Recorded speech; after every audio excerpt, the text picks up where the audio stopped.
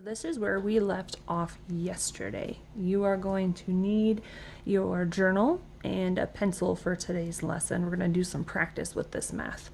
So these are the 4 problems we solved yesterday. I have them written as money, the way that we worked them, as well as just a decimal. At the end of yesterday's lesson, I wanted you to look at these numbers and see if you could notice any patterns with multiplying and dividing by 10. We're going to work with this a little bit today. So let's start off with 9 times 10 and 3 times 100.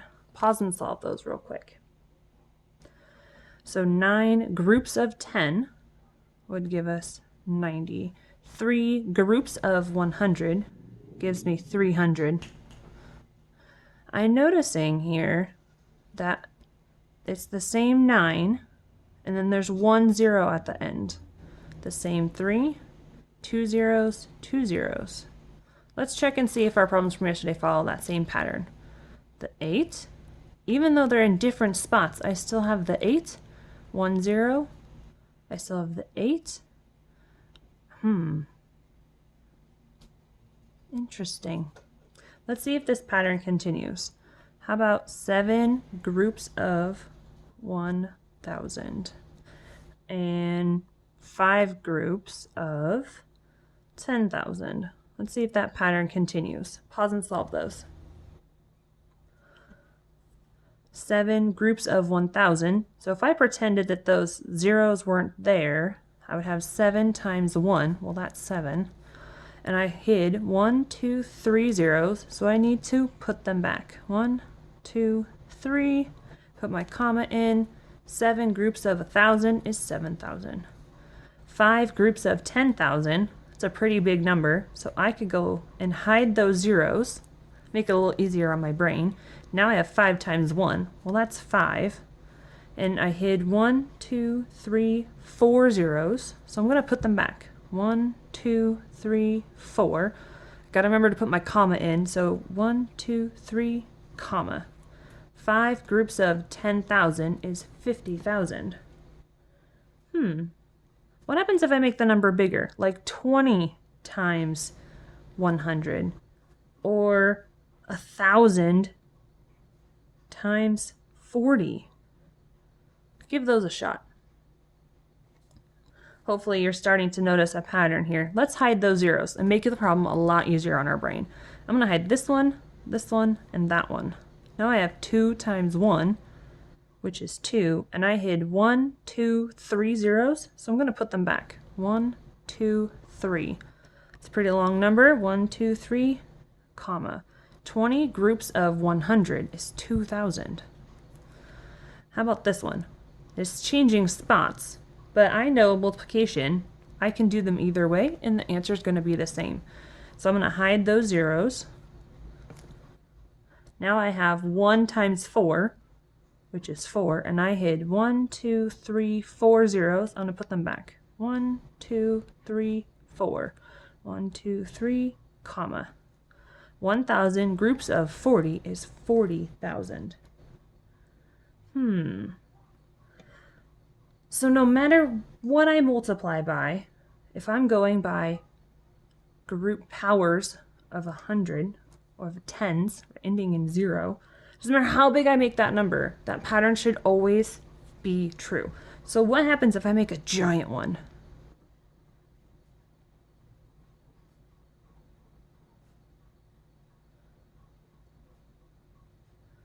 What if I make a number so big I don't even know how to say it? Do you think the pattern is going to be the same? Give it a shot. You're right. The pattern is going to be the same. I'm going to hide all those zeros no matter how big I make that number. Now I have 1 times 6, which is 6, and I hid 1, 2, 3, 4, 5, 6, 7, 8, 9. 1, 2, 3, 4, 5, 6, 7, 8, 9. Now I need to put my commas in. 1, 2, 3, comma, 1, 2, 3, comma, 1, 2, 3, comma. Even if I don't know how to say that number, that pattern is still going to be the same. keep in mind you are putting zeros at the back. You are not adding zeros because 7 plus 0 is still 7. I am putting back the ones that I hit. Let's see if division follows that same plan. So if I have 90 something, let's call it 90 pieces of candy, and I want to divide it into groups for 10 children. So 90 pieces divided by 10 children. How many will each child get? Pause and solve that. So keep in mind that division and multiplication are opposites, just like addition, subtraction. If I can multiply this way, division is the same thing, but I'm working the opposite direction. So I can think 10 times what gets me 90. Well, if I hide those zeros, 1 times what gets me 9? 9. Same thing here. Hide those zeros. 9 divided into one group, 9 pieces of candy put into one group. There's going to be 9 pieces of candy in that group. Let's try it with a little bit bigger number. How about 300 pieces of candy divided into 100 bags? How much in each bag? Pause and solve that. So let's try the hiding the zeros. 3 pieces of candy divided into one pile is going to give me 3 pieces of candy. If I'm thinking 100 times what gets me 300, right? Still hiding those zeros on either end, it's going to give me 3. Notice the difference between division and multiplication. Here, when I'm multiplying, if I hide the zeros, I'm putting them back in the answer. In division, I am not. I am just hiding those zeros. So it might be easier to start by thinking about multiplication to solve division. Yay! Let's keep with this thinking backwards idea. 7,000, I'm going to get really big numbers now, divided by 1,000. That sounds really scary. So let's think of it backwards. 1,000 times what gives us 7,000? Well, if you think about what we were doing up here, we could hide those zeros. 1 times what gets me 7? 7. So our answer is 7. How about 50 divided by 10? 10 times what gets me 50? Hide those. 1 times what gets me 5? 5. Try a couple more. I'm going to make it even bigger. Are you ready for this? 30,000 divided by 100 equals what? 100 times what gets me 30,000? Well, this one might be easier to think about up here. So there's 2 zeros in 100. 1, 2. I'm going to get rid of 2 over here. 300 divided by 1 gives me 300.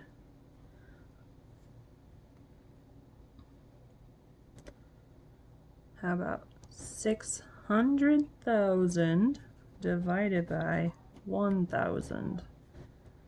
Again, these numbers are getting a lot bigger, so it might be easier to think about getting rid of zeros. There are 3 here. 1, 2, 3. So I'm going to get rid of 3 on this side. 1, 2, 3.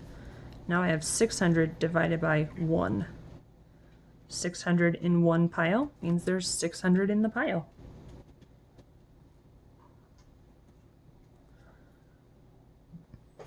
How about 120 divided by 10?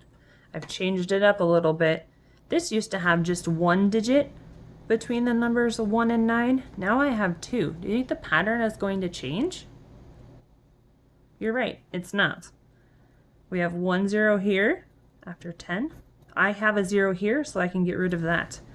12 divided by 1, 12. 120 divided by 10 is 12. How about you try this one? 3,300 divided by 100. Pause and solve that. Following that same pattern, there are 2 zeros at the end of this number, 1, 2.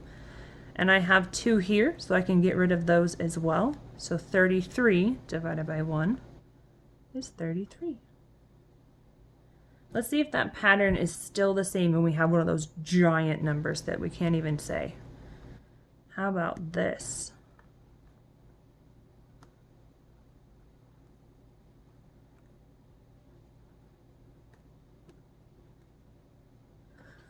First thing I'm noticing, zeros at the end of this number, zeros at the end of this number. So I know I can use my trick.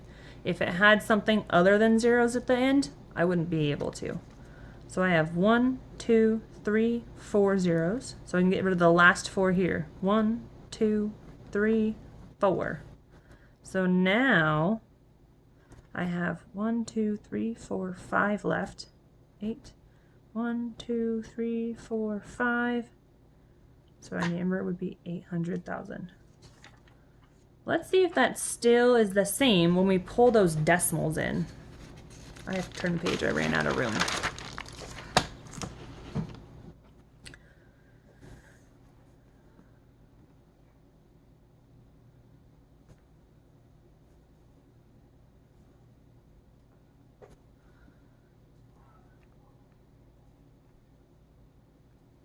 So this is saying the same as 10 groups of 1.6.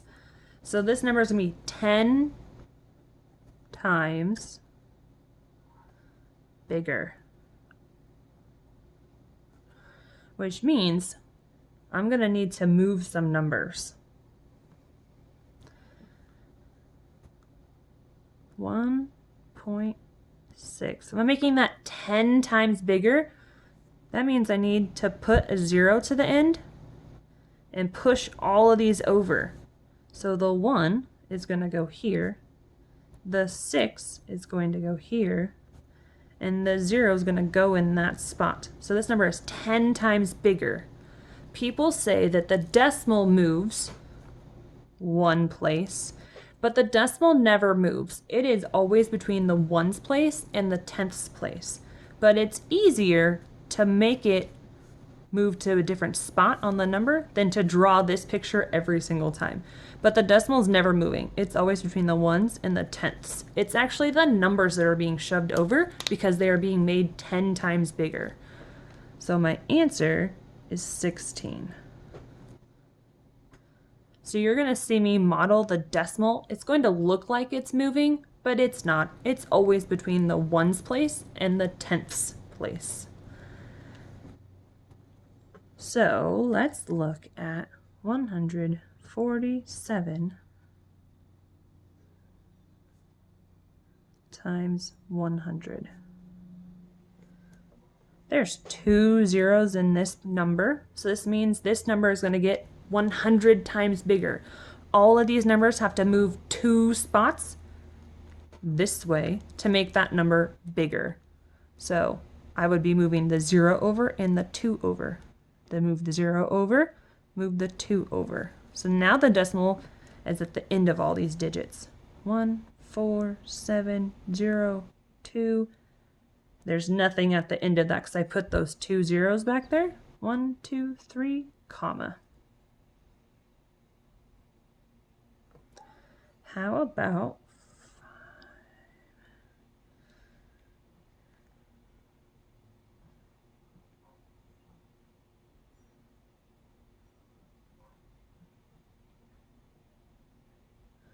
We're going to be working with this concept the whole unit, so I'm just showing you how this works. But if you would like to pause and solve here, give it a shot. There is 1 0 here, so 10 times bigger, which means I'm going to shove these numbers over only one spot. So now 0.9, 1, 2, 3, comma. This number is 10 times bigger, which means everything is moved over one spot. Notice I am moving the decimal this way, which means the numbers are shifting that way, making them bigger, putting them in the next bigger place value. What happens if there's no numbers in the front? Is that still going to keep the same pattern? Give it a shot. Pause and solve. 1, 0 here, so this number is only getting 10 times bigger. So that 3 is going to go to the ones place. It is moving one spot bigger. So your answer is going to look like this. Last one for multiplying.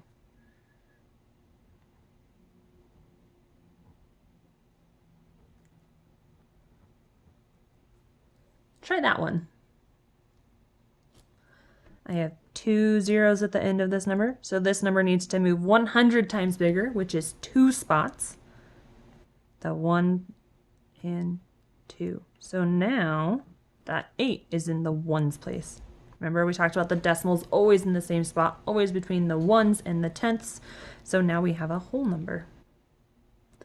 Let's work with division. Division means my number is going to be getting smaller. So my numbers are not going to go this way into the bigger range. I need the numbers to get smaller. So if I have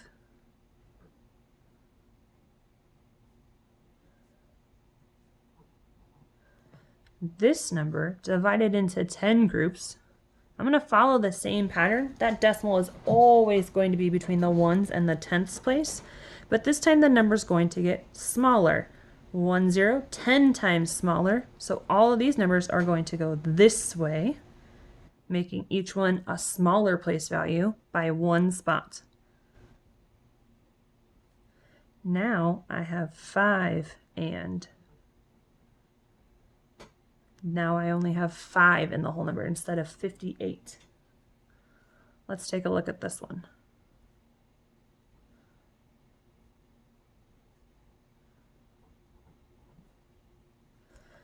Division, this number is going to get smaller. Right now, there is no decimal in this number. If there was, it could look like this. I need this to get 100 times smaller, which means these all need to shift this way. 1, 2, 2 spots. 1 spot, 2 spot. My number is now 97 and the 7 is now in the ones place instead of the hundreds place where it was before because it got 100 times smaller.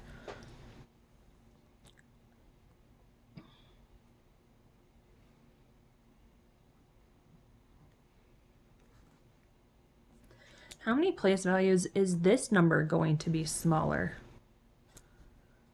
100 times smaller. Go ahead and try that one.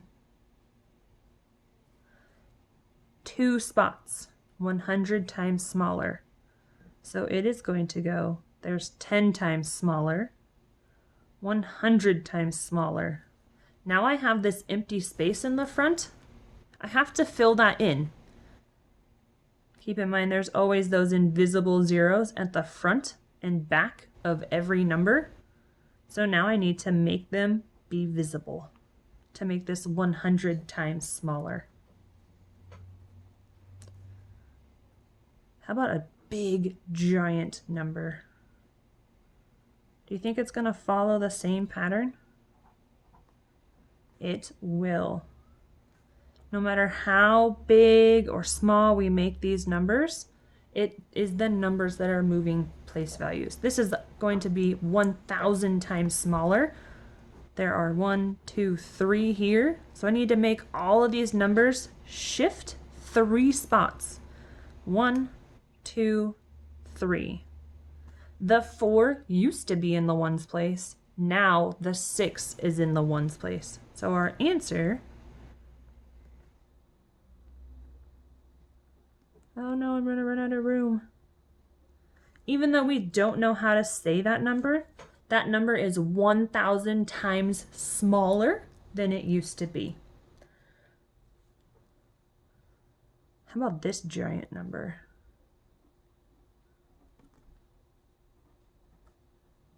Divided by 10,000. Look at these numbers are getting huge. But our pattern, our rule is not going to change. We need this number to be 10,000 times smaller than it used to be. There's no decimal that is visible, that can be seen right now. It's invisible. It's always there at the very end after the ones place. We need to make it 10,000 times smaller. 1, 2, 3, 4 spots. These numbers have to move 4 spots each. 1 spot, 2 spots, 3 spots, 4 spots.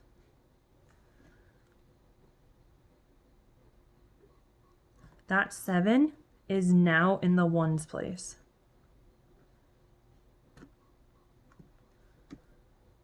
Makes that number a lot smaller. Last one for today to model. Then you're going to go make some predictions and see what you think. Again, remember that decimal is there. It's just invisible and always has that invisible 0 at the back. I need to make this number 1,000 times smaller. 1, 2, 3 places all those numbers need to move. 1, 2, 3. That 3 used to be in the hundreds place. Now it's after the decimal. In your math workbooks, I want you to keep trying. You're going to make some predictions. On page 73 in your workbook, it has some problems it wants you to solve, just like we've been doing here. Prediction, that means, what do you think? After today's lesson, give it a try. You're going to go through and predict what you think these answers are going to be. Then you're going to use a calculator to actually find the answer. If you have an iPad, there's a calculator app. If you're on a Chromebook, there's a calculator in there as well. Then record some observations. What are some things that you notice? The very last one is talking about whether the numbers get bigger or smaller when they're multiplied or divided. Give those a shot. I'll see you tomorrow. Bye.